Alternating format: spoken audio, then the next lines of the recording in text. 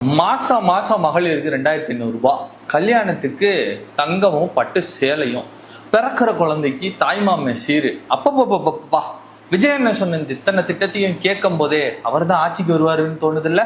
ஒரு நிமிஷம் இந்த வீடியோ ஃபுல்லா பாருங்க, அப்போ உங்களுக்கே தெரிஞ்சிடும். தமிழ்நாட்டோட மொத்த பட்ஜெட் எவ்வளோ அப்படின்னா 3.8 லட்சம் கோடி ரூபாய்.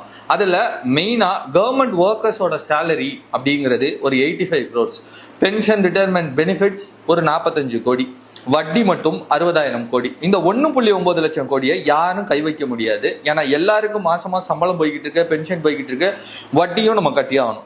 மீதி இருக்கிற 1.5 lakhs crores தான் நம்ம கல்வி, மருத்துவம், சாலை, விவசாயம், காவல்துறை, அப்புறம் நலத்திட்ட உதவிகள் இது எல்லாமே செஞ்சுட்டு இருக்கிறாங்க. இதுதான் இருக்கிற பட்ஜெட். இப்போ அண்ணன் சொன்ன வாக்குறுதிக்கு வருவோம். மாசம் மாசம் மகளிருக்கு 2500 ரூபாய், அதுக்கு 78,000 கோடி. 6 கேஸ் சிலிண்டர், அதுக்கு 15,600 கோடி. இடைநிற்றலை தவிர்க்க கொடுக்குற 15,000 ரூபாயில 39,000 கோடி. திருமண சீரா அவர் கொடுக்க போறதுக்கு மட்டும் 33,900 கோடி. தாய்மாமே சீரா குழந்தைங்களுக்கு கொடுக்க போறதுக்கு 1,200 கோடி.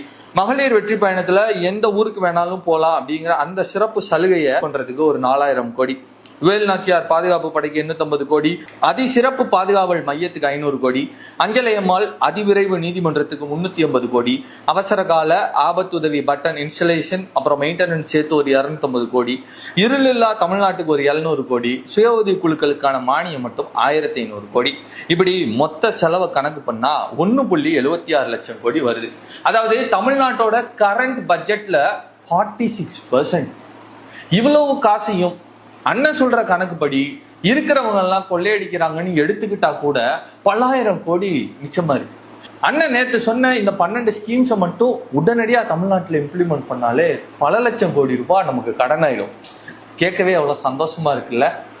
அண்ணன் நேத்து சொன்ன 12 திட்டமும் வருத்தலாம் கிடையாது. அந்த விஷ்ணு கையில சக்கரம், இந்த விஷ்ணு கையில கேமரா.